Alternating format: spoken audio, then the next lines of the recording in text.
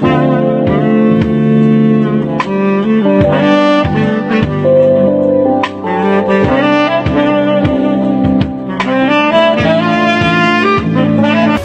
friends, you are welcome to Anchor Network where you get updates of things happening around you.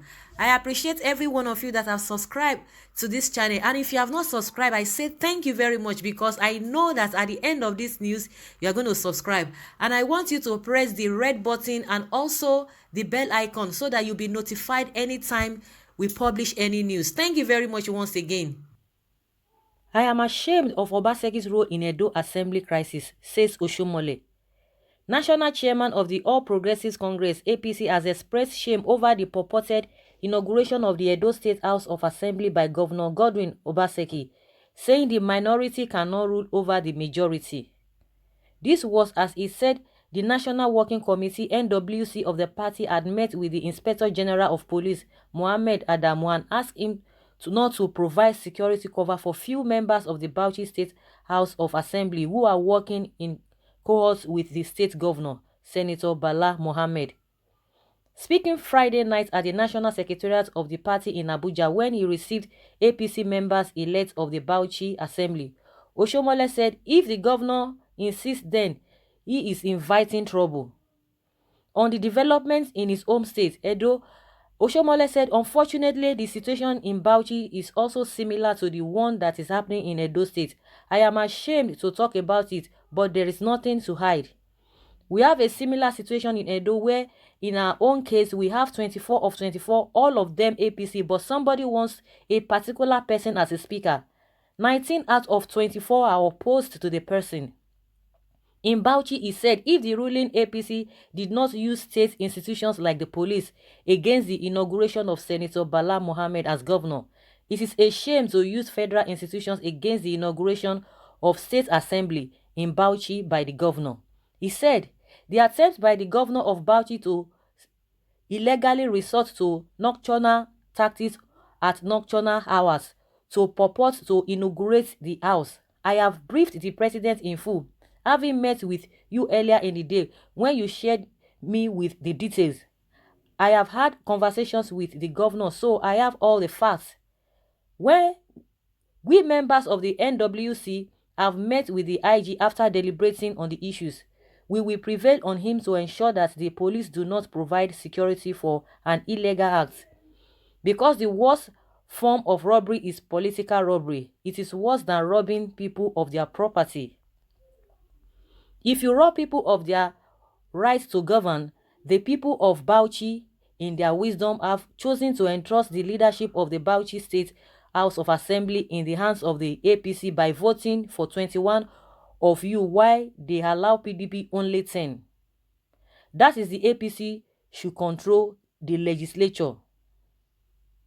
There is nothing anybody can do in a democracy to change the fact. The earlier the governor of Bauchi comes to terms with the reality, the better for him and for everyone. But I want to assure you that we are a party that believes in the rule of law.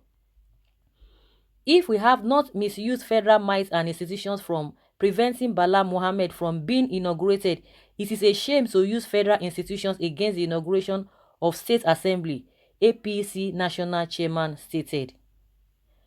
We will do everything possible that the building being a public property, being the House of Assembly, is open to the members. Be assured that we are committed to that and we commend you for your commitment to principles. When you were telling me of invitation to meetings, intimidation and all that, I am fully aware of all those kind of things because what other instruments is available other than to try to induce those who are weak-hearted? Speaking after a closed-door meeting, former Speaker of Bauchi State House of Assembly and a member-elect Honorable Kawuwa Shehu denied plans to impeach the state governor. He said their main focus was to work with the governor to develop the state. Just like what the APC chairman said. He said the attempt by the governor of Bauchi to illegally resort to nocturnal tactics or nocturnal hours to purport to inaugurate the house. I have read the president in full, having met with other earlier day when you shared me with the details, and that is what they are talking about.